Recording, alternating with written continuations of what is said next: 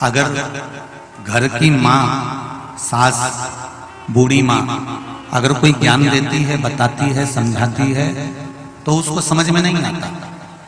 फिर वही बात जब डॉक्टर कहते हैं ना कि तुम्हें ऐसा कर लेना चाहिए, तब उसको समझ में आता है कि मेरी सास, बेस कम कर दो भाई, मेरी सास ने मुझे ये कहा था, मेरी सास मुझे ये बोली थी। अगर मैं करती होती या पहले से ही व्यवस्था कर कर चलती तो शरीर में ये कष्ट नहीं होता, ये रोग, ये बीमारी, ये कष्ट नहीं होता, ये तकलीफ नहीं आता।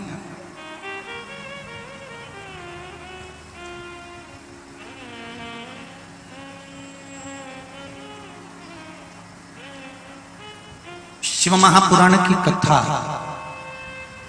ये किसी रतन से, हीरे से, कोहिनूर हीरे से या रतन से ये कम नहीं है।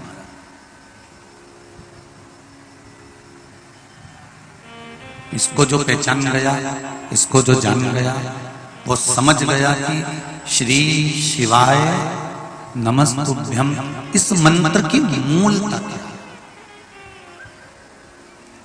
इस मंत्र की प्रबलता क्या है। एक लोटा जल चढ़ाने से क्या लाभ मिल सकता है, एक लोटा जल समर्पित करने से हमें क्या फायदा मिल सकता है, एक चावल का दाना शंकर भगवान को चढ़ाने से हमें क्या मिल सकता है, एक मूंग का दाना भगवान को समर्पित करने से हमें क्या मिल सकता है, एक बेलपत्र साधारण भाव से शिव की चढ़ी हुई शिव को समर्पित कर देने से हमें क्या मिल सकता है, हम कैसे भगवान को रिझा सकते हैं, ये समझने वाला ही समझ सकता है।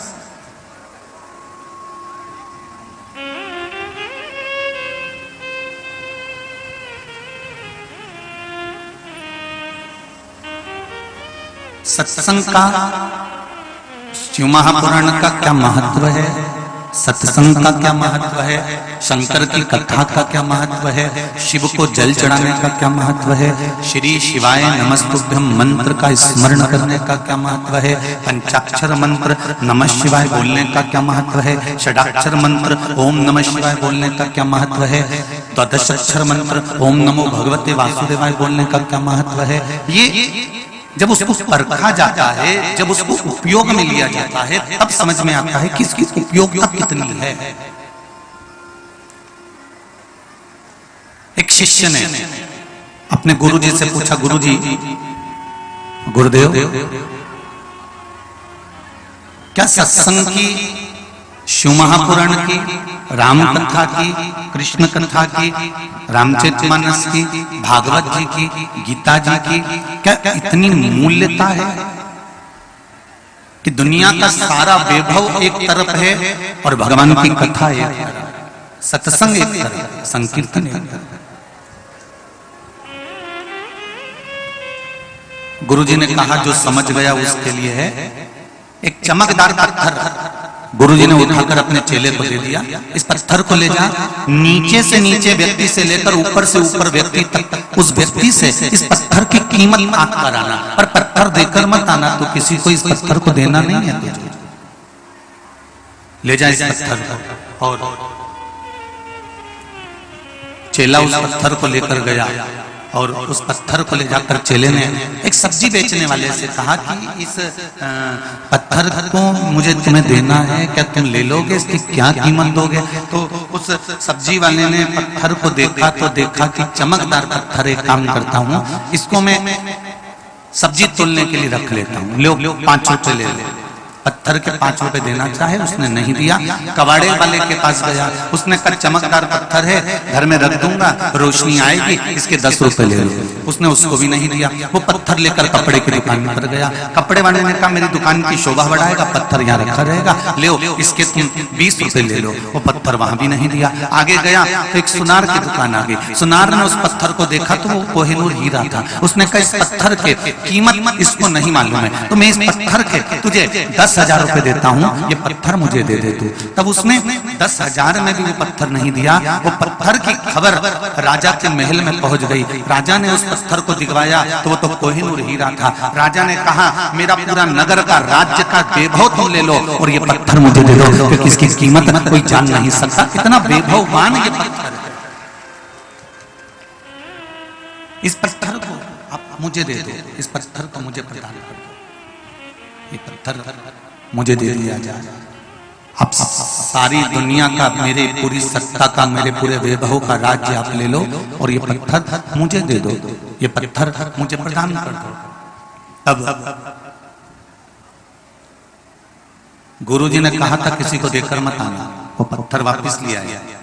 गुरुजी ने पूछा कीमत आकी इसकी? हाँ। सब्जी वाले ने 5 रुपए का, कबाड़े वाले ने 10 रुपए का, कपड़े वाले ने 20 रुपए का, सुनार ने 10,000 का और राजा ने इसको पूरे राज्य की कीमत के बराबर आका है। गुरुजी कहते हैं बस यही शिव महापुराण की कथा है, जो जैसा आकेगा उसको उसी रूप में प्राप्त हो जाता है। जिसने जान लिया कि सारी दुनिया के वैभव के बराबर है तो वो वैभव के बराबर है। जिसने जान लिया कि ये दुनिया का सारा सुख देने वाली है तो वो सुख देने वाली है। जिसने जान लिया कि ये दुनिया का वैभव देने वाली है तो वो वैभव देने वाली है। जिसने इसकी कीमत को जान लिया, उस कीमत के आगे कोई कीमत कोई जान नहीं सकता।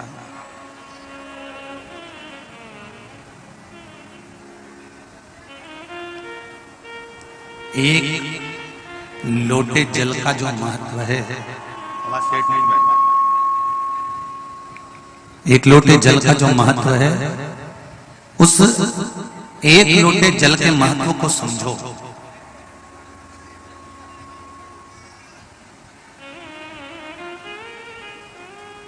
शंकर भगवान, कोई कहे कि शिव जी इनके हैं तो शंकर भगवान सबके हैं। मृत्यु लोक में रहने वाला, पृथ्वी पर निवास करने वाला, कैलाश पर्वत पर शमशान में रहने वाला कोई साधारण नहीं। मेरा देव अधिदेव महादेव किसी एक के नहीं है। मेरे देव अधिदेव महादेव तो सबके हैं।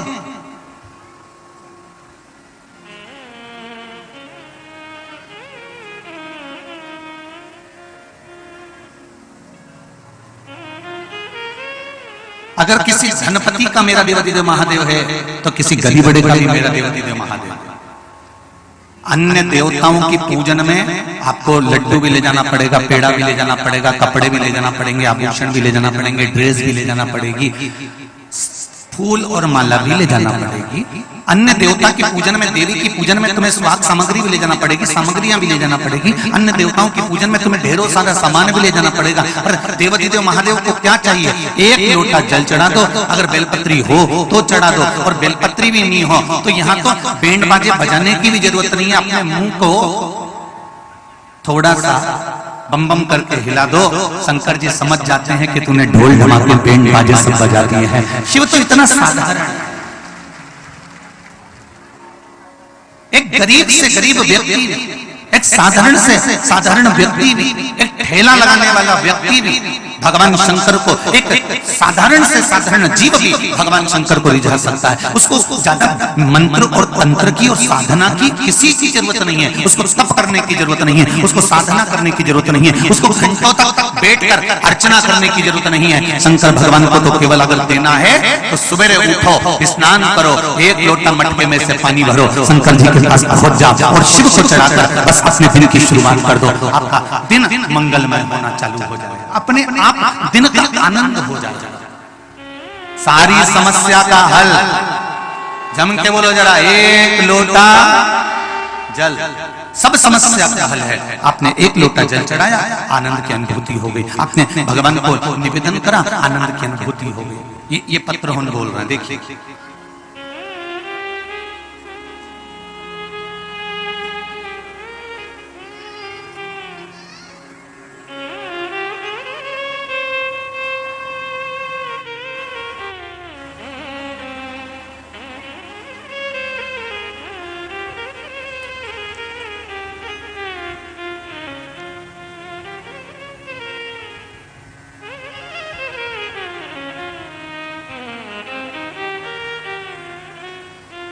पायल जी पटवा पिपरिया नर्मदापुरम पिपरिया से आई है पायल जी पटवा।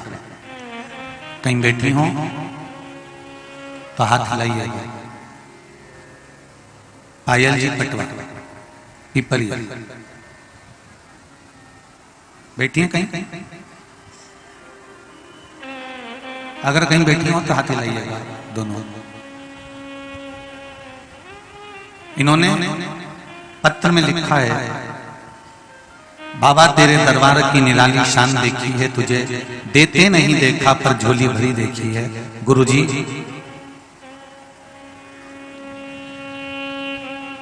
मैं टीवी पर शिव महापुराण की कथा सुनती थी।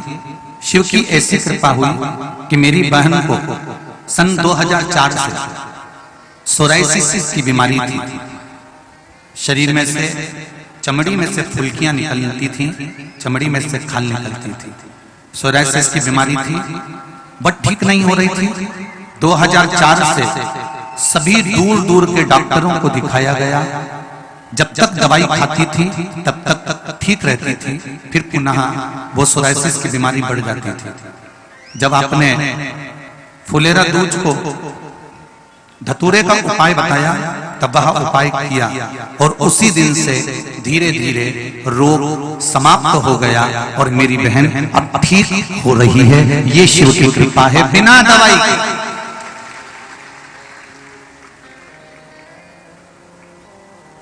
शिव तत्व किसको कहते हैं? एक पत्र और है बड़ा सुंदर, देखिए।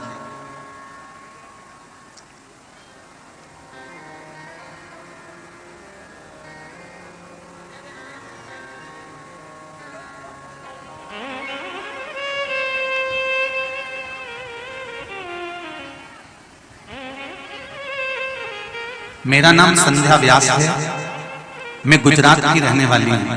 संध्या जी व्यास कहीं बैठी हो तो खड़े होकर दोनों हाथ हिला सकते हैं। संध्या व्यास कहीं बैठी हो तो दोनों हाथ हिला सकते हैं। कहीं पे बैठी हैं? आपने पत्र में लिखा है, मेरा नाम संध्या व्यास है, मैं गुजरात की रहने वाली हूँ। गुरुदेव, पशुपति व्रत की महत्वता बताना चाहती हूँ।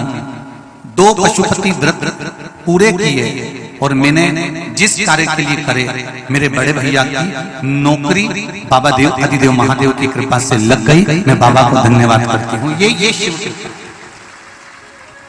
ये शंकर की करुणा कृपा। तेरे दरबार की बाबा निराली शान देखी है, तुझे देते नहीं देखा पर झोली भरी देखी है। जो जान गया, जो पहचान गया, जो समझ गया कि एक लोटे जल का क्या महत्व है, उसने जल चढ़ाना प्रारंभ कर दिया। और जब जीव भटकता रहा, अंतिम बिंदु तक भी उसको अगर ठोर ठिकाना नहीं मिला, तब सब दूर से भटकने के बाद अंत में फिर वो परमात्मा के पास, फिर वो भगवान के पास। एक निवेदन आप सभी से,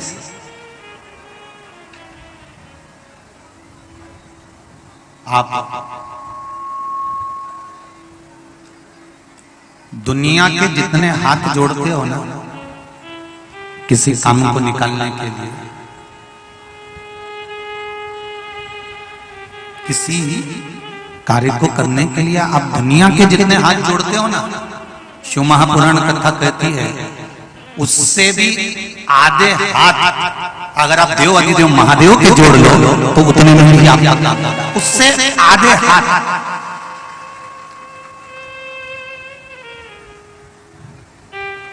बहुत उत्तम।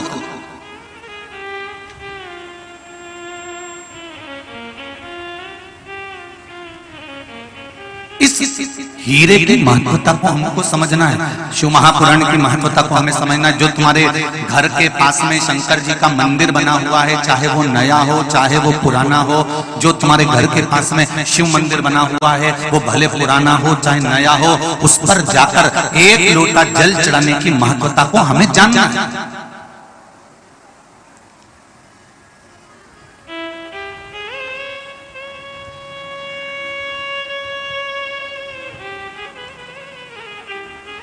पार्वती माता की नानी जी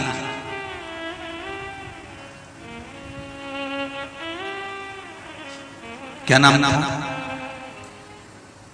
शंकर भगवान की नानी सास का नाम क्या था?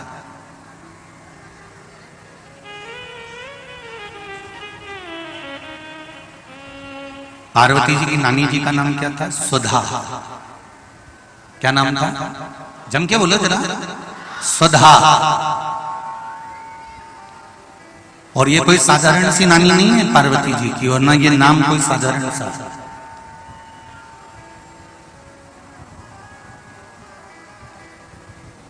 ये वो सुधा है जो पितरों की धर्म पत्नी है, और पितरों की धर्म पत्नी है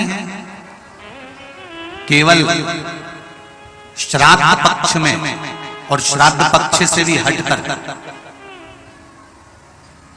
यदि किसी के घर में पितृदोष होता है और ब्राह्मण ने कहा कि इनके यहाँ पितृदोष है, 1 रुपए कमाओ 1.25 रुपए खर्च वाला काम चलता है, जरा सा बर्तन गिरा उसके पीछे विवाद हो जाता है, पानी गिर गया उसके पीछे विवाद हो जाता है, छोटी छोटी बात में जिसके घर में जरा जरा सी बात में विवाद हो जाता हो, या 1 रुपए कमाओ 1.25 रुपए खर्च होता हो, या घर का एक व्यक्ति बीमार होता है, दूसरा ठीक होता है, तीसरा बीमार पड़ता है, चौथा ठीक होता है, 5वां बीमार पड़ता है, एक ना एक घर में बीमार चलते रहते हैं, या 1 रुपए कमाने पर सवाया खर्चा हो रहा हो, घर में 1 रुपया भी जुड़ नहीं रहा हो, आया और गया, आया और गया, या किसी ना किसी बात में घर में क्लेश हो रहा हो, तो समझ लो कि ये 4 लक्षण पितृदोष के हैं।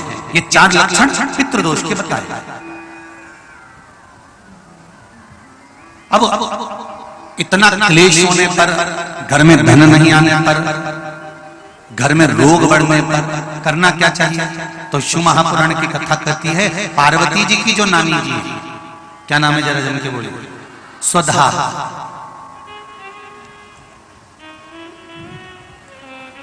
जो पितृलोक में रही और पितरों के साथ में रहने के बाद एक बार इनके मन में यह भाव प्रकट हो गया था कि मैं पितृलोक में तो रह रही हूँ, आपके साथ में रह रही हूँ, पर मेरा मन शंकर भगवान की आराधना में लगा रहता है। तो सुधा भगवान शिव की आराधना करने जब जाती थी तो पितृ उनकी आराधना के लिए संपूर्ण सामग्रियां सिद्ध कर देते थे, और संपूर्ण सामग्रियां सिद्ध कर सुधा को दे देते, और सुधा जाकर पितृलोक से जाकर भगवान शिव की आराधना करते।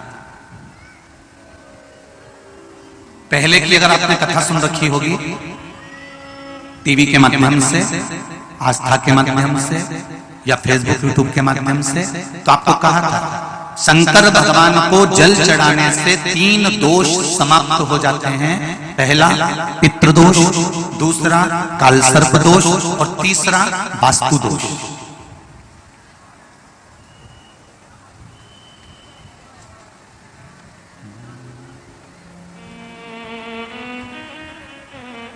भगवान शंकर को जल चढ़ाने से 3 दोष मिट जाते हैं। पहला है पितृदोष। जब हमारे घर के मटके में से, हंडे में से, घर में जो पानी का स्थान होता है वहां से लोटा भरकर पानी भरते हैं, लेकर जाते हैं, तो परिंदा, मटका, हंडा, बाल्टी जिसमें पानी भरा हुआ है रसोई घर में, वो स्थान पितरों का स्थान कहलाता है। उस पितरों के स्थान में से जब पानी भरकर लेकर जाते हैं, तो रसोई घर में से लेकर जब घर में से निकल कर जाते हैं तो पूरे घर का वास्तु दोष, और उस परिंदे में से, मटके में से पानी भरा तो पितृदोष। और ध्यान देना, इसको ले जाकर जब शंकर भगवान को समर्पित करते हैं तो पितरों का दोष, वास्तु दोष और काल सर्प दोष, ये तीनों अपने आप समाप्त हो जाते हैं मात्र शंकर पर 1 लोटा जल समर्पित कर देने के बाद।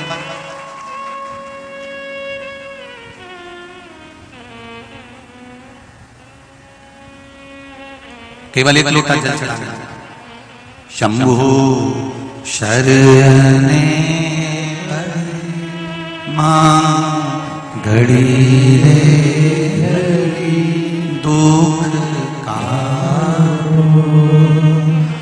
दया करी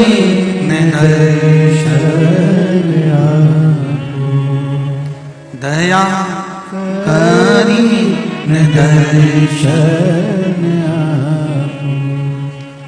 तीन दोष अपने आप समाप्त हो जाते हैं। स्वधा शिव जी की पूजन कर रहे हैं।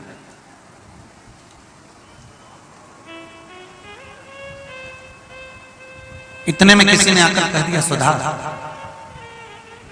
तुम्हारी जो लड़कियां हैं तीन, तुम्हारी जो पुत्रियां हैं तीन, मैना, धन्या, कला, ये तुम्हारी जो तीन पुत्रियां हैं, ये तीन पुत्रियों को श्राप लगा और संतों का श्राप लगा है कि इनको मृत्यु लोक में जाना पड़ेगा। स्वधा ने कहा, यदि मैंने शिव की आराधना करी है, यदि मैंने शंकर भगवान की आराधना करी है, शिव की अर्चना करी है, शिव की पूजन करी है, शिव की आराधना करी है, तो मैं ये विश्वास रखकर कह देते हैं कि मेरी बेटियां अगर मृत्यु लोक में गई तो ये तीनों के गोद में स्वयं तीन देवियां ही आकर विराजमान होंगी। ये मेरा विश्वास करता है। आस और विश्वास ये दो हर किसी पर नहीं किया जाता। बोलो सही है कि गलत है? आस भी हर किसी से नहीं लगाई जाती। आस उसी से लगाई जाती है जो पूरा कर सकता है, और विश्वास भी उसी पर किया जाता है जो पूर्ण कर सकता है। इसीलिए आप लोगों से करबद्ध निवेदन है, दुनिया के लोगों से आस मत लगाकर बैठना कि हमारा लड़का बड़ा होगा, उसकी जब शादी करेंगे तो वहां से कन्यादान में 1 लाख रुपए मिल जाएगा, वहां से 2 लाख रुपए मिल जाएगा, वहां से टीवी मिल जाएगी, वहां से फ्रिज मिल जाएगा, वहां से ये सामान मिल जाएगा। बेटे की शादी करने पर बेटे के लिए ये विचार कर मत बैठना कि वहां से कुछ मिलेगा, बल्कि ये विचार कर रखना कि हे भोलेनाथ, मेरे लड़के की जब मैं शादी करूं तो मुझे इतना देना कि लड़की वालों का ठंडी खर्च नहीं होने को पूरा में खर्च कर, इतना मुझे देना।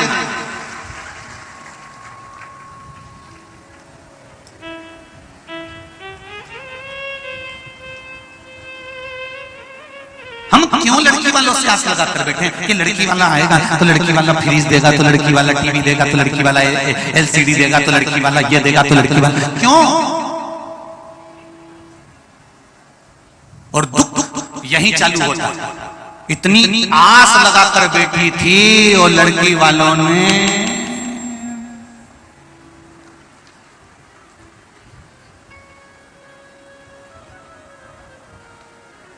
मंदिर में घंटी है, अरे बोलो तो जम क्या, सबके मंदिर में है छोटी सी, और लड़की वालों ने वही गरुड़ घंटी पकड़ा दी। तो विचार करिए, फिर जब आस टूटती है ना तो घर में क्लेश होता है। आस जब टूटी ना, हम तुम आ गए थे, बताओ, हम इतनी सास पिटारी आई, सास की अटैची आई, उसमें 2 साड़ी अच्छी रख देना थी, ऐसी बेकार साड़ी रख, आस लगा के बैठी थी ना, टूट गई।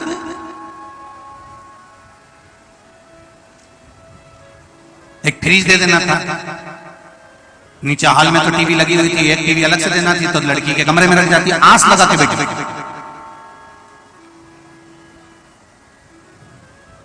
और दुनिया वालों से आस लगाकर बैठोगे तो ये निश्चित है कि ये आस टूटेगी जरूर, और अगर देव अधिदेव महादेव से आस लगाकर बैठोगे तो ये पक्का है वो कभी टूटने वाला है। जितने बेटे जितने लड़के इस कथा में बैठे हुए हैं, जितने लड़के बैठे जिनकी शादी नहीं हुई, जरा हाथ खड़े करना, कितने बैठे हैं? जिनकी शादी नहीं हुई छोरा, उन जरा हाथ खड़ा करो रे, कर लिया, खड़े हो जाओ, जाओ। जिनकी शादी नहीं हुई सारा छोरा खड़ा हो जाओ। तुम्हारी हो गई क्या? खड़े हो जाओ। तुम में से किसकी नहीं हुई? खड़े हो जाओ। हाँ, तू भी हो जाओ। संकल्प लेना है आज कि भोलेनाथ आस लगाएंगे तो तुमसे। जिस लड़की के साथ शादी करेंगे अपने घर वालों को समझाएंगे कि उससे दहेज ना मांगा जाए। ले संकल्प, हाथ उठाकर, दोनों हाथ उठाकर ले संकल्प।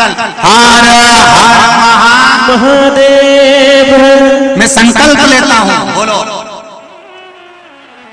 कि लड़की वालों से मुंह से 1 रुपए का भी दहेज नहीं मांगूंगा। वो अपनी बेटी को कुछ दे, ये उनकी मर्जी है। अगर मांगूंगा तो मेरे देवाधिदेव महादेव से मांगूंगा। बैठ जाओ। धन्यवाद। क्यों मांग के भिखारी बने हम? छोरियों सोच रही होगा अब की बार ये पकड़ा है। अब छोरियों ने सोचा अब की बार अच्छे पकड़ा है दादा, ये पकड़ा है। शंभु शरणे पड़ी मांगू घड़ी रे, दुख काटो दया करी। हमें नहीं मांगना किसी से। एक पत्र में लिखा है, गुरुजी मेरे बेटे की नौकरी नहीं लग रही। देखिए जरा कितना सुंदर पत्र है। और जितने लड़के खड़े हुए तो उनसे आस लगाकर, विश्वास लगाकर एक चीज कहूंगा, एक विश्वास करना मेरे देवाधिदेव महादेव पर। और जिस दिन तुम्हारी पढ़ाई कंप्लीट हो जाए, तुम जब उन्नति की ओर बढ़ने लगो, चाहे दुकान खोलो, अपनी कंपनी खोलो, चाहे कहीं नौकरी करने जाओ, सबसे पहले मेरे देवाधिदेव महादेव से कहना, तेरे पर आस और तेरे पर विश्वास है, तू मुझे डूबने मत देना। आज तरक्की की उस सीढ़ी तक लेकर जाना जहां दुनिया के लोग जाना चाहते हैं।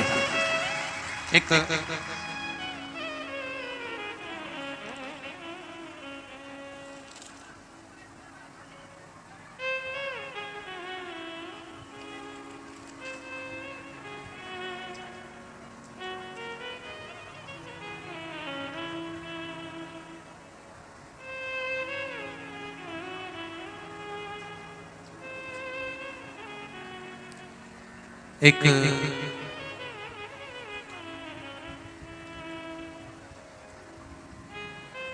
आपको एक बात कहना थी दिल की, कह दें क्या?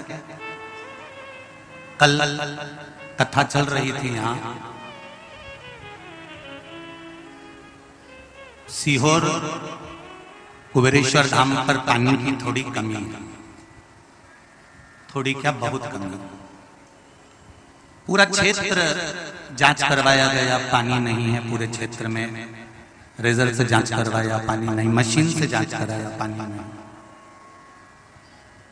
कल यहाँ कथा चल रही थी और कोई एक पुरुष और स्त्री दोनों कुबेरेश्वर धाम पर बोर की मशीन लेकर पहुंच गए। ऑफिस वालों ने कहा अभी हम बोर नहीं कराना चाहते। नहीं, 3 घंटे वहां कथा चलेगी नर्मदापुरम के पास में, और इस क्षेत्र में कहीं पानी नहीं है, पर हम मशीन साथ लेकर आए हैं, बोर तो हम करके जाएंगे। तुमसे हमें ठन्नी नहीं चाहिए, मोटर भी हम डालेंगे, बोर भी हम लगाएंगे। कहा पानी नहीं है तो कि 3 घंटा वहां कथा चल रही है, अगर नर्मदा जी को आना है तो यहीं आएगी। और बाबा की कृपा से 3 घंटे में बाबा ने अपार पानी दे दिया। धन्य धन्य मेरा ये। और दोनों पति पत्नी ने बोर लगवाया, 3 घंटे तक बोर चली। तीसरे घंटा जैसे ही कथा यहाँ आरती हो रही थी और 240 फीट जैसे ही होल हुआ, और माई नर्मदा ने कृपा कर करुणा कर दी। ये माँ की कृपा है, ये शिव की कृपा है। अब कौन था, कहाँ से आया था, उससे कल तुम्हारा नाम लिखा दो, एड्रेस लिखा दो, पता लिखा दो, तो उसमें कल लिख देना नर्मदे हर घर घर महादेव, और चले गए दोनों। और बोर कर, कोई भी अगर खुशी होती है ना, तो आप लोगों के बीच में कहने में बड़ा आनंद आता है, बड़ी प्रसन्नता होती है, क्योंकि परिवार है। ये आनंद है, ये शिव ये लोग कहते हैं शंकर भगवान को देखा है, हम कहते हैं देखने की जरूरत ही नहीं पड़ती, कथा यहाँ चलती है वहां पूरा करके चले जाता है। क्या देखा? एक पत्र लिखा है किसी ने,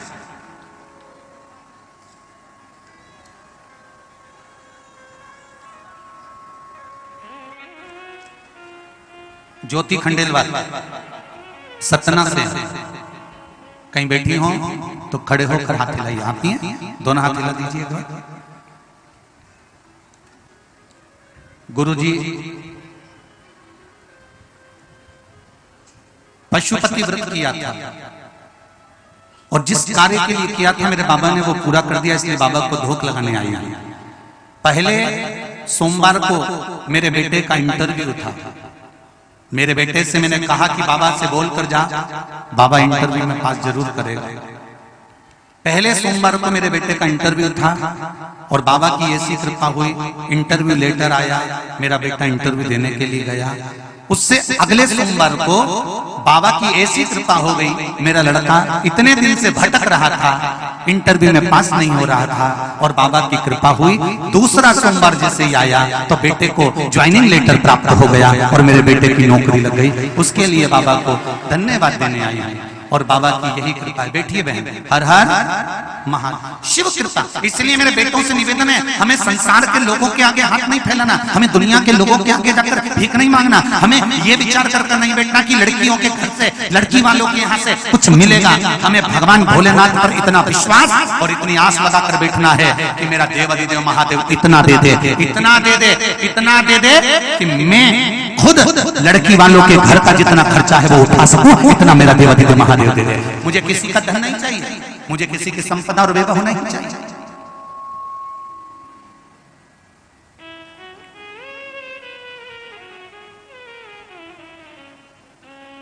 शिव कृपा, शिव दया, आप उसको दिल से रिझाओ तो।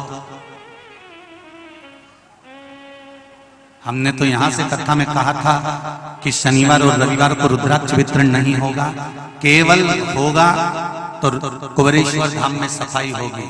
आप मानोगे नहीं, इतनी दूर दूर से लोग मां केवल सफाई करने के लिए पहुंच गए, बैग टंगे हुए हैं और नालियों का कचरा निकाल रहे हैं, झाड़ू लगा रहे हैं।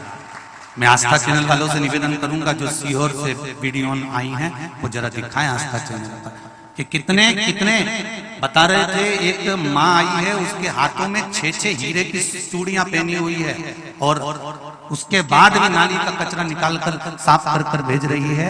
उसकी भी अगर क्लिपिंग हो तो वो भी दिखाना। कितनी कितनी विचित्रता है ये। और उससे कहा तो कहे शंकर भगवान ने दिया है, मेरे घर का पूरा कचरा उसने साफ कर दिया, इसलिए उसके घर के कचरे को साफ करने में आई। ये शिव तत्व है, ये शंकर, ये ओम। हम बखान क्या करें उसका, क्या करें?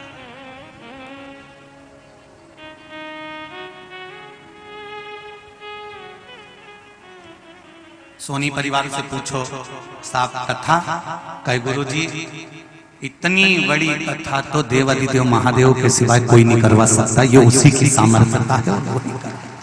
किसकी सामर्थ्य?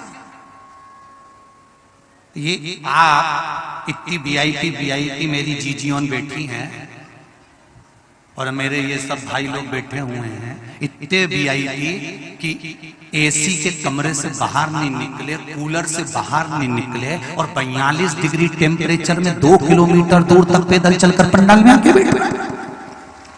आप इतने अपने अपने घरों से बाहर नहीं निकलो, छाया ढूंढते फिरो, 2 मिनट घर से बाहर नहीं निकलो और इतने धूप में, इतनी गर्मी में, 42 डिग्री 43 डिग्री टेम्परेचर में कौन अपना घर छोड़कर आता है? पर इतनी संख्या में कि रोज टेंट बढ़ाना पड़ता है और टेंट छोटा पड़ जाता है। ऐसी संख्या में आप अगर शिव की कथा में जा रही हो तो ये विश्वास रखकर जाना और ये आस लगाकर जाना कि तुम तपती हुई गर्मी में भी शंकर की कथा सुन रहे हो तो तुम्हें तपता हुआ आगे मेरा शंकर जी नहीं देख सकता, वो जरूर तुम्हारे दुख में साथ। पर हर पल, हर घड़ी, हर क्षण उसको एक लोटा जल समर्पित करना मत भूलना। एक लोटे जल की परिभाषा को जानना और वो जाना स्वधा ने तुरंत कह दिया, मेरी बेटियां अगर कुछ प्राप्त करेंगी तो शिव तत्व से प्राप्त करेंगी। मैंने अगर शंकर भगवान को एक लोटा जल चढ़ाया है तो मेरी बेटियों को दुख नहीं झेलना पड़ेगा, ये मेरा विश्वास करता है। और वही हुआ। स्वधा की 3 बेटियां थी, मैना, धन्या और कला। मैना की गोद में पार्वती, धन्या की गोद में माता जानकी और कला बनी कीर्ति जिसकी गोद में राधा जी खेली हैं। ये कोई साधारण सी स्त्री?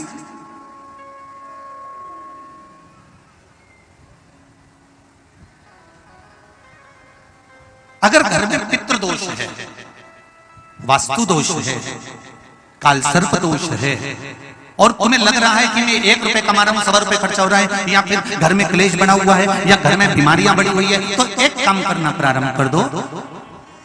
शिव जी के मंदिर में एकादशी के दिन जब आप जल शंकर को चढ़ाने तो रोज ही जाते हैं, जब एकादशी का दिन रहे और शंकर जी के मंदिर में आप जल समर्पित करें तो 3 बार मुख से स्वधा स्वधा स्वधा या स्वधा स्तोत्र का पाठ, जिसमें 12 श्लोक ब्रह्म वैवर्त पुराण के अंतर्गत प्रकृति खंड में ब्रह्मा जी द्वारा स्वधा स्तोत्र के पाठ का महत्व बताया है। कोई कहे कि सियोर वाले महाराज ने ये स्वधा स्वधा स्वधा मंत्र कहां से दिया, तो आप उसको बता देना। ब्रह्म वैवर्त पुराण के प्रकृति खंड में से ब्रह्मा जी ने इस स्वधा स्तोत्र पाठ को प्रकट करा था और स्वधा के मूल मंत्र का स्मरण कराया। इसमें 12 श्लोक हैं स्वधा स्तोत्र में। अगर स्वधा स्तोत्र नहीं पढ़ सकते तो 3 बार मुख से क्या बोलना है, जम के बोलो जरा, स्वधा स्वधा स्वधा।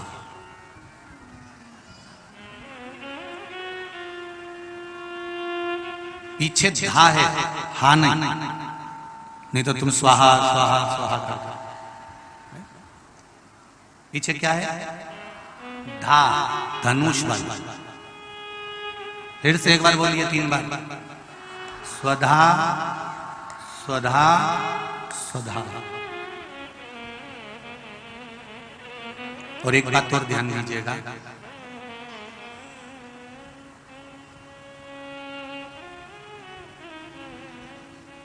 यदि कोई बुद्धि से विकलांग हो, विवेक काम नहीं कर रहा,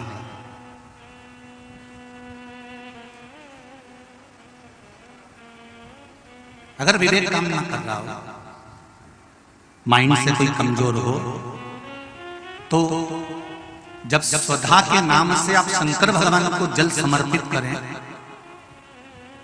स्वधा स्वधा कहकर उस जल को समर्पित करें, तो पितरों का स्मरण कर कर वही स्वधा को समर्पित किया गया जल, जिसको विवेक की तकलीफ होती है, बुद्धि की तकलीफ होती है, अपने पितरों का, अपने पूर्वजों का स्मरण कर कर उस जल को उस विवेकहीन व्यक्ति के दोनों भुकुटियों के पास में लगा देना चाहिए थोड़ा सा। जैसे एक पत्र में आया है,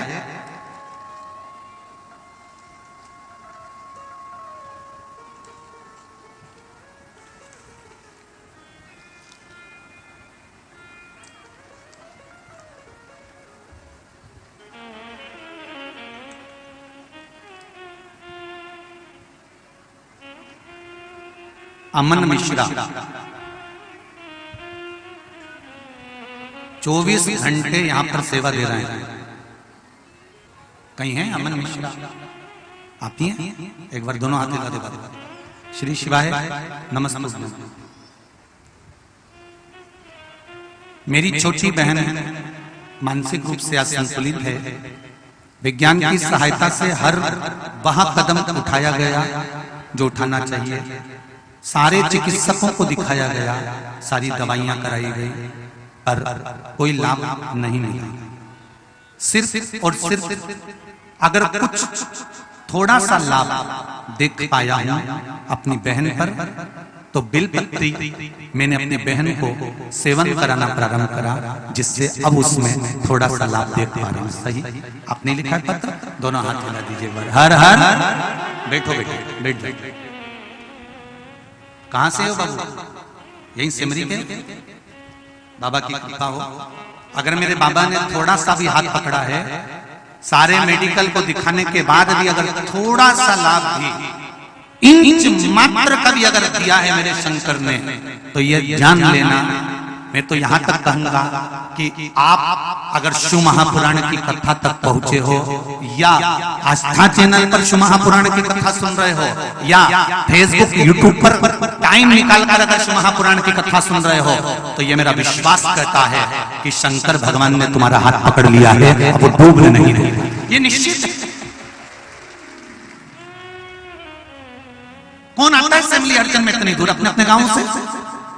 जो आसपास के रहते होंगे वो आ जाते होंगे, व्यापार करने आ जाते होंगे, जिसके यहाँ शादी ब्याह होता होगा तब आते होंगे। कौन आएगा किसी के? कौन सुनेगा आस्था चैनल पर कथा? कौन सुनेगा फेसबुक पर कथा? अगर आप ढूंढते ढूंढते भी अगर शिव महापुराण की कथा तक पहुंचे हो, भले आस्था चैनल के माध्यम से सुन रहे हो, फेसबुक यूट्यूब के माध्यम से सुन रहे हो, चाहे इस पंडाल में सुन रहे हो, आप ढूंढते हुए भी अगर शंकर की कथा तक पहुंचे हो तो जरूर मेरे देवाधिदेव महादेव को कुछ अच्छा करना होगा, इसलिए तुमको खींच कर यहाँ तक बुला लिया, नहीं तो बहुत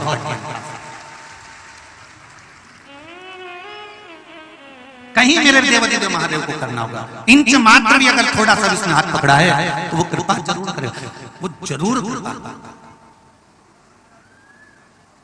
मैंने तेरे ही भरोसे ओ बाबा, तेरे ही भरोसे हवा बिच उड़ती जावांगी बाबा, डोर तो छठी में कटी जावांगी ओ बाबा, मेरे बदन भोले, मेरे बदन हवा बिच उड़ती जावांगी बाबा, डोर हतो छठी में कटी जावांगी। शिव ने अगर हाथ पकड़ा है मेरे शंकर ने, मेरे ओघड़दानी ने, मेरे त्रिकालदर्शी ने, मेरे कैलाशी अविनाशी ने अगर हाथ पकड़ा है तो वो छोड़ेगा नहीं।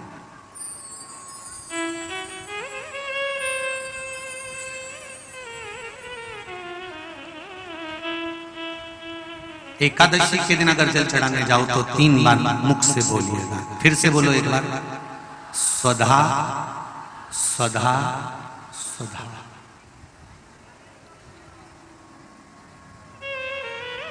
ज्यादा पितृदोष हो, ज्यादा तकलीफ चल रही हो, बहुत ज्यादा कष्ट में हो तो शिव मंदिर में बैठकर या घर के मठ का परिंदा या पूजन वाली जगह पर बैठकर 12 श्लोक का सुधा स्तोत्र का पाठ भी कर सकते। ये पार्वती जी की नानी जी सुधा,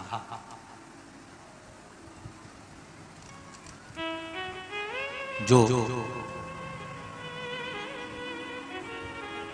भगवान शिव का अभिषेक करना, पूजन करना, अर्चना करना, मंत्र जाप करना, स्मरण करना, नित्य प्रति शिव पूजन में डूबी रहना, इनका एक ही काम था। थी पितरों की पत्नी,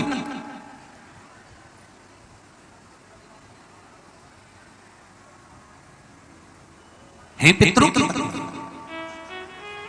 पर भक्ति में इनका बल बड़ा प्रबल था। जब मैनावती के गर्भ से गंगा मैया का जब प्रागट्य हुआ था और प्रागट्य होने के बाद में संतान आगे नहीं हुई, तब माता मैनावती ने सुधा माता से पूछा था कि माँ मेरे गर्भ से और संतान नहीं हो रही। तब सुधा ने उनको शिव आराधना का भाव बताया था। तब मैनावती के गर्भ से पुत्र हुआ था जिसका नाम मैनाक पर्वत हुआ था। मैनाक पर्वत के होने के बाद फिर मैनावती के गर्भ से एक बेटी का जन्म हुआ था जिसका नाम माता पार्वती थी।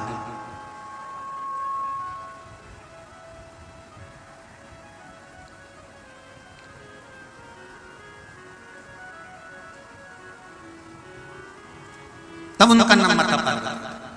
और माता पार्वती की तब साधना का बल इतना प्रबल था, इतना बल प्रबल था। माता पार्वती जी ने अपनी नानी से जो सीखा था, सुधा माता से जो सीखा था, शिव आराधना का जो भाव माता पार्वती सीख कर बैठी थी, वो माता पार्वती जी ने शंकर की इतनी आराधना करी, इतनी आराधना करी कि देवाधिदेव महादेव के साथ में माता पार्वती जी का मंगल विवाह हुआ। ये सुधा से सीखा था। हमारे घर के बच्चों को कोई दूसरा सिखाने वाला नहीं मिलेगा। हमारे घर के बच्चों को हमें सिखाना पड़ेगा। सारी दुनिया की गतिविधि तुम्हारे बच्चों को दुनिया सिखा देगी, पर हमारे कुल का, हमारे घर का, हमारे सनातन धर्म का संस्कार हमारे बच्चों को कोई दूसरा नहीं सिखाएगा, सिखाना घर के माता पिता को पड़ेगा, कोई दूसरा नहीं सिखाने वाला। आपके बच्चे को मोबाइल चलाना किसने सिखाया? तुमने सिखाया क्या? अरे जम के तो बोलो री जी। आप अपने बच्चों को कभी मोबाइल चलाना नहीं सिखाओगे, फिर भी बच्चा मोबाइल चलाना सीख जाएगा। जितना तो तुमको नहीं आता उससे जोरदार उसको किसी ने सिखाया? जम के बोलो जरा। नहीं, अपने आप सीख गया। क्योंकि आज की जो जनरेशन है, आज के जो बच्चे हैं, इनको कुछ सिखाने की जरूरत नहीं होती। आज के बच्चे अपने आप टीवी देख देख के, जो माताएं दिन भर डॉक्टर कह देता बेड रेस्ट करो, और बेड रेस्ट मतलब पलंग पे पड़ी रहो, दिन भर नाटक देखती रहो, तो नाटक देखते देखते देखते देखते देखते देखते वो अंदर से जो देख रहा है ना नाटक, तो ऐसी औलाद पैदा हुई आते सी नौटंकी करना चालू कर देते। इनको सिखाना नहीं पड़ता। कौन सिखा रहा है? जरा जरा से बच्चे को क्या बोलना है ये माता पिता नहीं सिखाते कि क्या बोलना है। जो माता पिता सिखाते हैं वो तो बोलता ही नहीं, और 50 प्रश्न खड़े कर देता है। मम्मी, दादी, ओ दादी, हाँ, तो पड़ोस में लल्लू रहता है, हाँ, उसके यहाँ पर आज नुक्ती बनी है, सेव बना है, रायता बना है, आलू चने की सब्जी बनी है, पूड़ी बनी है। दादी बोली बेटा, उसकी दादी मर गई ना तो आज बारवा है, इसलिए उसके यहाँ बना है। तो बच्चे ने दादी से कहा दादी अपने यहाँ कब बनेगा? दादी ने डर के दिया, मेरी मारने की प्लानिंग कर रहा है। बच्चों को जो सिखाओ वो बच्चे नहीं सीखते। जो बच्चों को सिखाया जाए वो बच्चे नहीं सीखते। बाहर की चीजें तो तुम्हारे बच्चों को कोई भी सिखा देगा और उसको सिखाने की जरूरत नहीं पड़ेगी।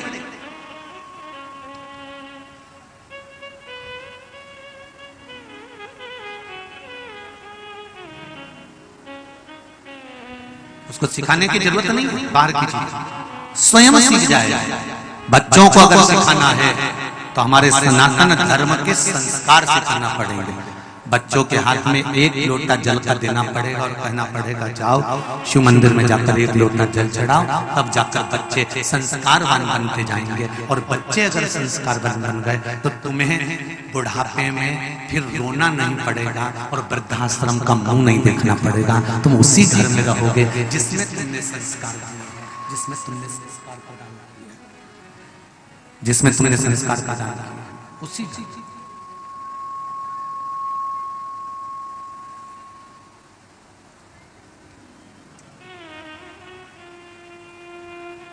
मेरी नैया नहीं है जानी,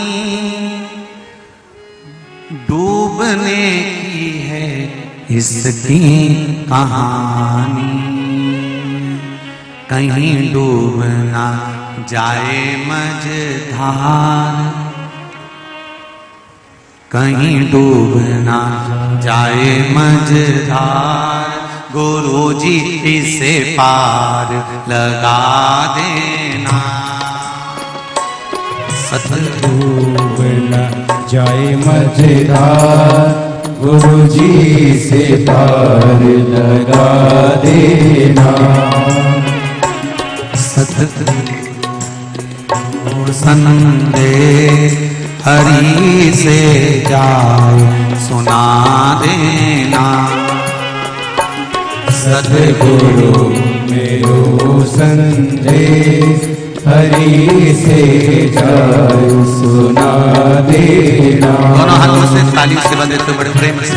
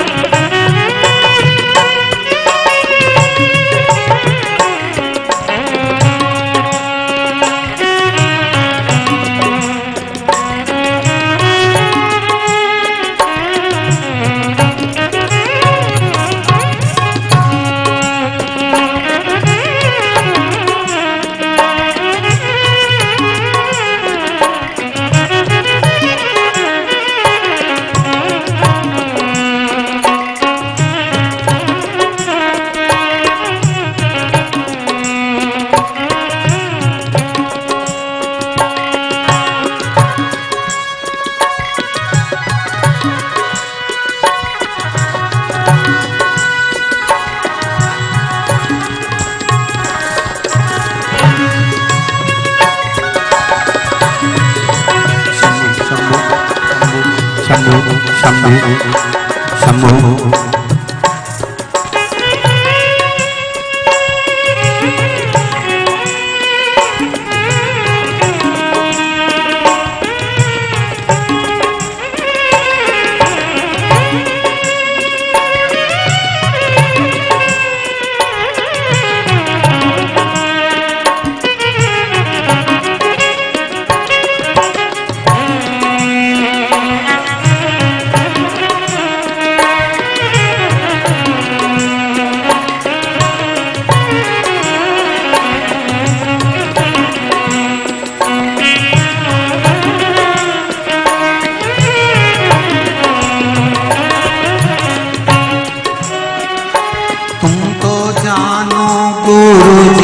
घट घट की मेरी नैया भंवर बीच अटकी। तुम तो जानो गुरु जी घट घट की मेरी नैया भंवर बीच अटकी। तुम तो जानो गुरु जी घट घट की मेरी नैया भंवर बीच अटकी। तुम तो जानो गुरु जी घट घट की मेरी नैया भंवर बीच अटकी। मेरे तू जो नहीं आया गुरु जी से पार लगा देना। मेरे को जो नहीं दे आता गुरु जी से पार लगा देना। तेरी माला जपूंगा दिन रात गुरु जी से पार लगा देना। तेरी माला जपूंगा दिन रात गुरु जी से पार लगा देना। और हाथों से सारी सेवा देते हुए बड़े भाव से हरि बोल।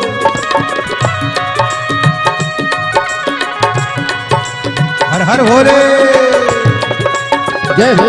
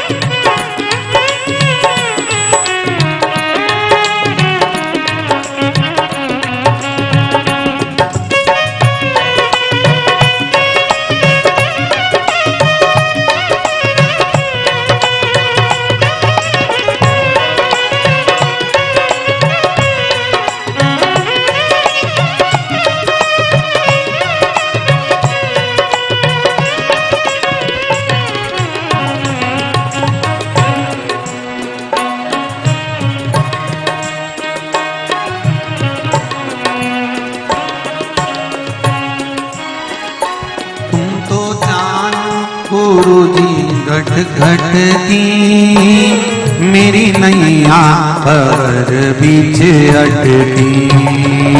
तो जानो गुरु जी घट घट की मेरी नैया भंवर बीच अटकी।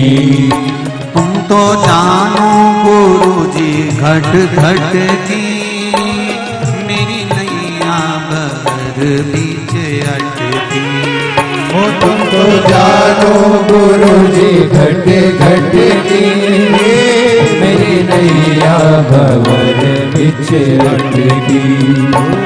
मेरो तू जो नहीं रे आता गुरु जी से पार लगा देना। मेरो तू जो नहीं रे आता गुरु जी से पार लगा देना। सतगुरु मेरो संदेश हरि से जाए सुना देना। सतगुरु मेरो संदेश हरि से जाए सुना देना। लगी रे मझधार, गुरु जी से पार लगा देना। मेरी नैया पड़ी है मझधार, गुरु जी से पार लगा देना। बड़े आनंद के साथ दोनों हाथों से ताली से बजाओ। हर हर महादेव।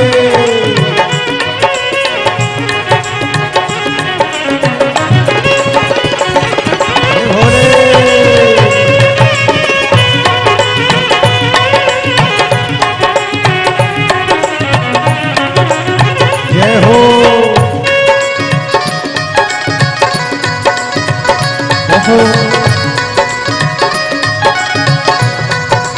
भोले भोले भोले।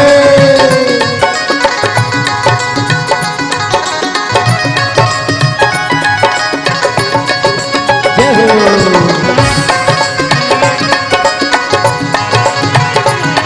हर हर महादेव। शंभो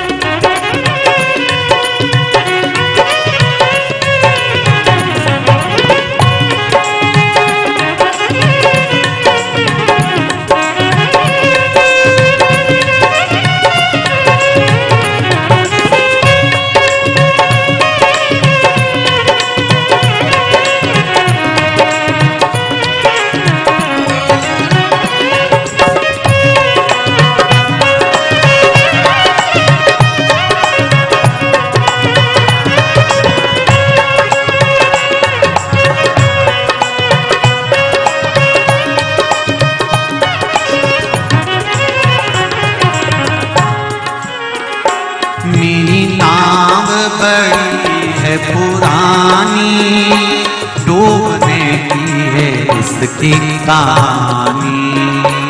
मेरी नाव है पुरानी, डूबने की है इसकी तैयारी। मेरी नाव बड़ी है पुरानी, डूबने की है इसकी कहानी। मेरी नाव बड़ी है पुरानी, डूबने की है इसकी कहानी। कहीं डूब ना जाए मझधार, गुरु जी से पार लगा देना। कहीं डूब ना जाए मझधार, गुरु जी से पार लगा देना। मेरी नैया खड़ी रे मझधार, गुरु जी से पार लगा देना। मेरी नैया पड़ी है मझधार, गुरु जी से पार लगा देना। तेरी माला जपूंगी दिन रात, गुरु जी से पार लगा देना। तेरी माला जपूंगी दिन रात, गुरु जी से पार लगा देना। तेरी माला जपूंगी दिन रात, गुरु जी से पार लगा देना। तेरी माला जपूंगी दिन रात, गुरु जी से पार लगा देना। गुरु जी से पार लगा देना। गुरु जी से पार लगा देना। भोले जी से पार लगा देना। गुरु जी से पार लगा देना। हर महादेव है। भगवान शिव से आप प्रार्थना करें, निवेदन करें, अर्चना करें। जब देवाधिदेव महादेव से कहेंगे स्वधा पार्वती जी की नानी का ये जो नाम है, ये सुख देने वाला है, आनंद देने वाला है और जीवन का सबसे ज्यादा सुख प्रदान करने वाला है। श्री शिवाय नमस्तुभ्यं। श्री शिवाय नमस्तुभ्यं। साथ में बोलिए जरा, साथ में। श्री शिवाय नमस्तुभ्यं। श्री शिवाय नमस्तु श्री शिवाय नमस्तु। हर हर महादेव। शिव जी को समर्पित करने पर जल की महत्वता सुधा देवी ने पार्वती जी को समझाई।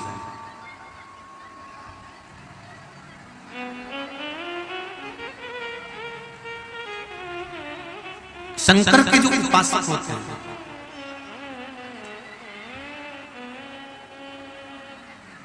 शिव के जो उपासक होते हैं, शंकर के जो उपासना करने वाले होते हैं, शिव तत्व की जो उपासना करने वाले होते हैं, वो शंकर भगवान को जल चढ़ाकर पूजन करने के बाद जितने साथ में मिलते हैं ना, उनको भी कहते जाते हैं कि आप भी शिव की आराधना करो। पंचाक्षर मंत्र नमः शिवाय या षडाक्षर मंत्र ओम नमः शिवाय, या बन सके तो श्री शिवाय नमस्तुभ्यम जपो। पर जपो जरूर, स्मरण जरूर करो।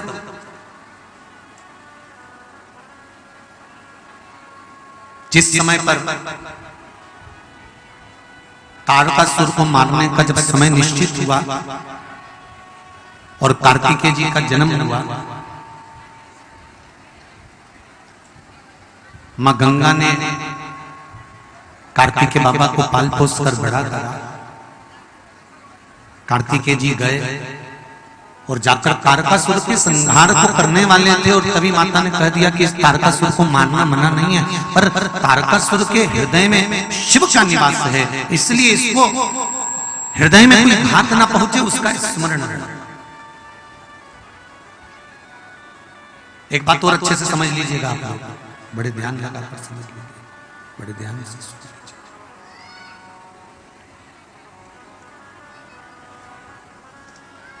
शिव मंदिर जाने वाला, शंकर जी के ऊपर जल चढ़ाने वाला, या वर्ष में एक बार शंकर भगवान को धतूरा चढ़ाने वाला, आप रोज नहीं मिले तो कम से कम वर्ष में एक बार, साल भर में एक बार शंकर भगवान पर धतूरा चढ़ाने वाला, या जल चढ़ाने वाला, या शिव का गुणगान गाने वाला, शिव स्मरण करने वाला, एक चीज का अंदाजा लगाकर रखे कि तारकासुर का वध स्वयं कार्तिकेय महाराज कर रहे हैं, परंतु हृदय में घात नहीं कर रहे, क्योंकि उसके हृदय में शिव का निवास है। और शिव महापुराण की कथा एक बहुत सुंदर संवाद कहती है कि यदि आप शंकर भगवान गला पकड़ रहा है बहुत ज्यादा, शंकर भगवान यदि आप शिव भगवान का स्मरण कर रहे हैं, शंकर भगवान का गुणगान कर रहे हैं, भगवान शंकर की भक्ति में डूबे हुए हैं, तो ये निश्चित है, और ये उसकी निश्चितता है कि शिव का गुणगान करने वाले को कभी हृदय घात नहीं हो सकता, ये निश्चित।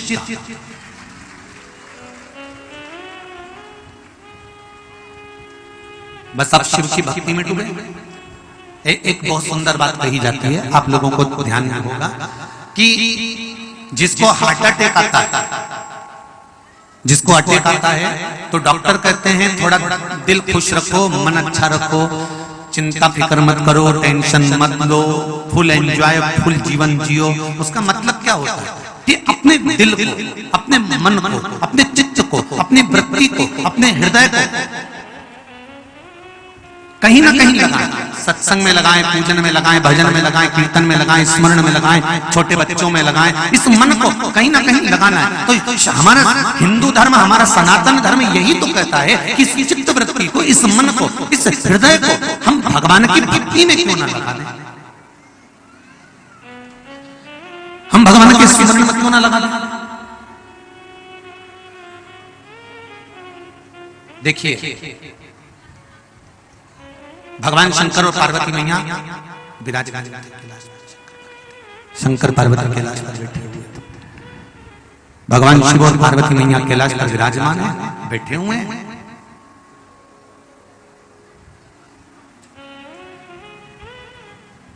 बहुत भीड़ हो रही है, अपार भीड़, संत साधु बैरागी त्यागी सब शिव जी से मिलने के लिए आ रहे हैं, सब शंकर भगवान से मिलने।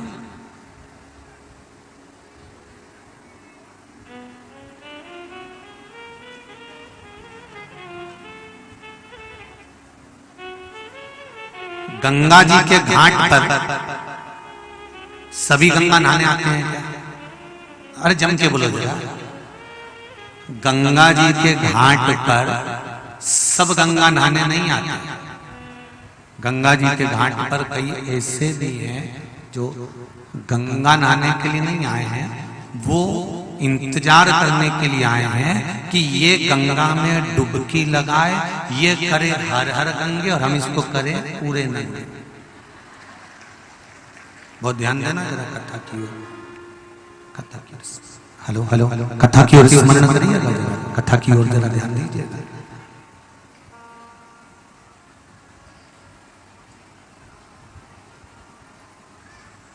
सब गंगा नहाने आए क्या? नहीं, कुछ ऐसे हैं जो ये तकतकी लगाकर बैठे हुए हैं कि इनने कुछ रखा और हमने उठाया और लेके चले। कई लोग ये जितने कथा में आए हो ना, इसमें बहुत सारे पैसे, तो मुझे उम्मीद है कि सब कथा सुनने आए, पर कहीं कहीं की चंद्र घंटा ऐसी भी आई है। ऐसा नहीं है कि नहीं आए होंगे, वो भी इंतजार में आए होंगे कि बस कहीं मौका मिले और एक ही चेन दिखे, इसका मंगलसूत्र और चेन दिखा, और ये लगी थी कथा में और ये लगी थी चेन और मंगलसूत्र में। लक्ष्य देखिए,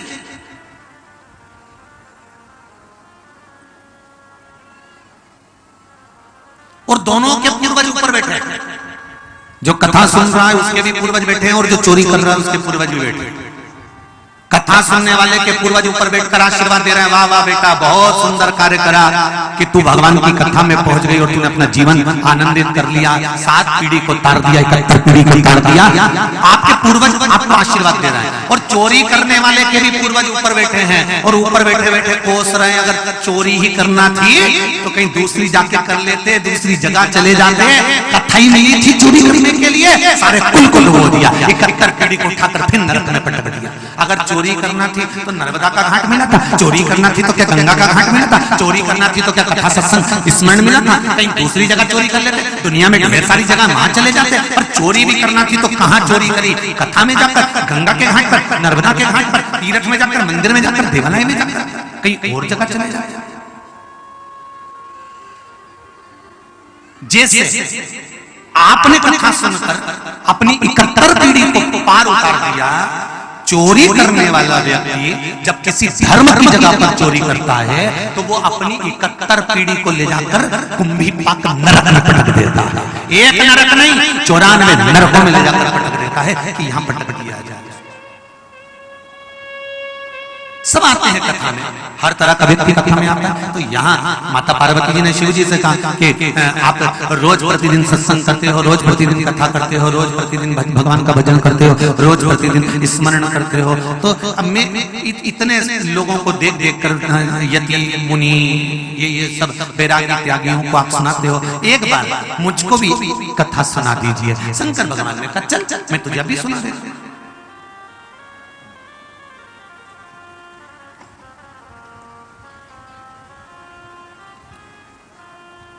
कथा में कौन बैठता है? जिसका मन लगेगा वही कथा में बैठेगा ना, और जिसका मन नहीं लगेगा ना वो बार बार घड़ी देखता जाएगा।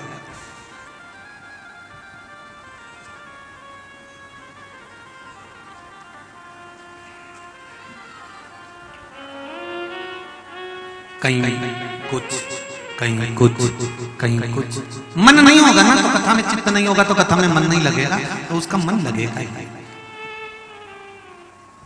अगर आप लोग इतना इतना दूर से कथा सुनने आए हो ना, और जगह कथा होती है तो वहां तो प्रसाद भी मिल जाता है। बोलो सही है कि ईमानदारी की बात? कि दुनिया के लोग यूं कहते हैं कि प्रसाद के चक्कर में भीड़ आ रही है। यहाँ क्या मिल रहा है? केवल एक चीज आपको मिल रही है, श्री शिवाय नमस्तुभ्यम, और 2 चीजें और मिल रही है, एक शंकर जी के प्रति आस और दूसरा शंकर जी के प्रति विश्वास कि हमें भरोसा है ये हमको डूब नहीं, इसके सिवा यहां क्या मिला।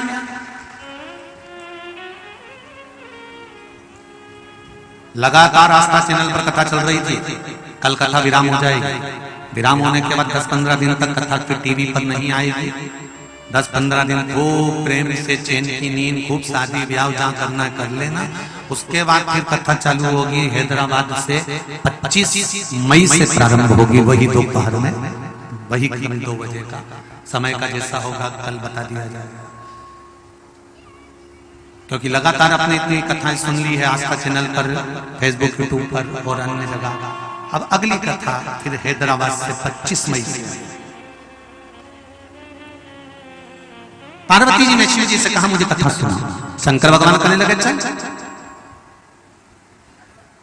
धर्म पत्नी का चेहरे पर अगर प्रसन्नता होती है, धर्म पत्नी के चेहरे पर अगर रौनकता होती है, धर्म पत्नी के चेहरे पर प्रसन्नता होती है, मेकअप की नहीं, फैशन डिजाइन की नहीं, दिल से अगर धर्म पत्नी के हृदय में प्रसन्नता है तो पति दुकान से आएगा आपके पास में बैठकर आधा घंटा 1 घंटा अच्छी बात करेगा, और पत्नी के चेहरे पे पहले से जैसे हमारे यहाँ वो बड़ा वाला खीर का भगोना होता है उसको उल्टा कर दो, वैसा मुंह बंडा बनाकर अगर धर्म पत्नी बैठी रहे भगोने की तरह, तो पति कोई स्नेह की बात करेगा? अरे बोलो तरी जी करेगा नहीं।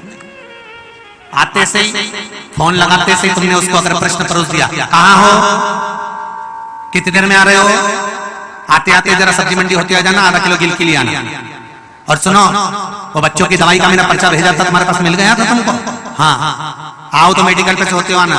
और सुनो अब एक चीज के लिए तूने फोन लगाना था कि गिलकी मंगवाना है, पर 4 बार बोल दी सुनो मेडिकल पे से सामान लेते आना, सुनो सुनो एक बार सुन लो, वो वहां पर वो मेरी साड़ी पड़ी है तुम ले आना उठा के, और सुनो सुनो तो फोन काट दिया, फिर वापस लगा दिया। अब पति घर पर आया, पहले तो दुकान की आदि चिंता, टेंशन, काम पूरा करा, व्यापार चलाया, नौकर आए, चाकर आए, नहीं आए, सब साधा। आते आते कम से कम तुम्हें एक बार प्रेम से तो कह देना था, देखो भोजन तैयार है, थोड़ा जल्दी आ जाना, अच्छे से प्रेम से इसने से जो आपको भाता है वो मैंने बनाया है। एक बार दिल से अगर ये बात कह देती तो पति को भी लगता कि मुझे घर जाकर भोजन करना है। उसने सोचा मेडिकल पे जा रहा हूँ, घर जाकर पेट भर के भोजन तो होगा नहीं, यहीं से मीन चाउमीन खाते हुए चले जाता हूँ, और वो वहीं से चाउमीन खाते हुए चले गया। पत्नी ने कहा लो रोटी खा लो, हृदय में प्रसन्नता नहीं है।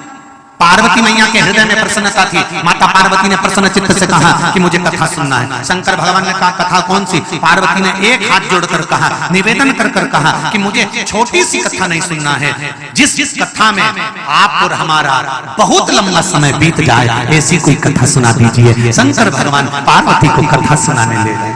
कथा प्रेम के वश सुनाई देती।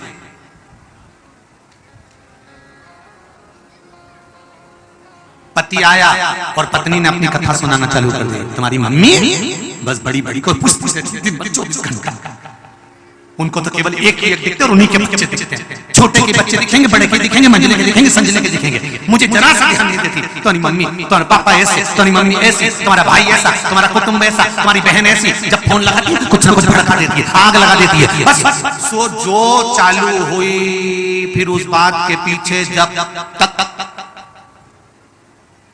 क्या विचार लड़ाई नहीं हो जाए तब तक रात्रि को फिर वो जब लड़ाई हो जाती है तब जाकर फिर सोते हैं, सवेरे उठते हैं, फिर वही रामलीला नौटंकी महाभारत चालू हो जाती है। निवेदन केवल इतना है कि संसार के मनुष्य को प्रेम और स्नेह देने का प्रयास करिएगा। मेरी माता पार्वती ने शंकर जी से कह दिया, जिस कथा में खूब लंबा समय निकले वो कथा कहो। शिव जी पार्वती को नंदी पर बिठा कर ले गए, कथा सुनाना प्रारंभ करा। नंदी से कहा, अब पति और पत्नी जब बात कर रहे हैं तो नंदी तुम बाहर हो जाओ। नंदी को बाहर कर दिया, नंदी को बाहर, नंदी बाहर हो गया। सुनो नंदी, अब हम बात करें ना कथा चले किसी को अंदर मत आने देना। नंदी ने मना कर दिया, किसी को नहीं आने दूंगा। तभी कथा चालू हुई, उसी समय पर मोबाइल आ गया। आप लोगों के आपस में कोई अच्छी बात निकलकर चालू होती है और कुछ ना कुछ घूम फिर कर वो लड़ाई की बात आ ही जाती है। मतलब किसी ना किसी का मोबाइल आ ही जाता है। हम तो लड़ाई की बात को सीधी बात कहेंगे कि मोबाइल आ गया। उसी समय पर पुष्पदंत आ गया, शंकर भगवान का परम परम उपासक पुष्पदंत।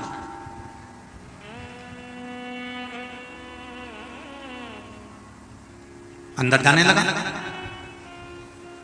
नंदी ने रोका, रुको, कहां जा रहे हो? मुझे भोले बाबा जी से काम है।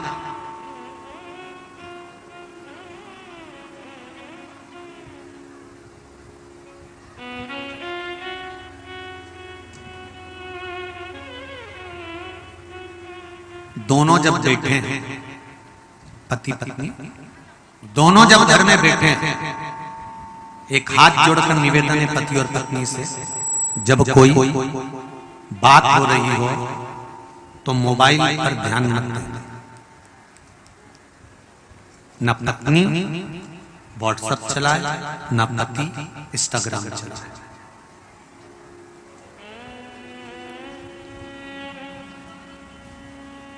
पत्नी पति से ज्यादा वैल्यू जब मोबाइल को देने लगती है तो पति भी फिर पत्नी को वैल्यू नहीं दे पाता। और पति भी अगर मोबाइल चला रहा है और पत्नी की बात पर कोई वैल्यू, कोई भाव नहीं है, तो पत्नी भी फिर पति को वैल्यू देना बंद कर देती है। जिस समय पर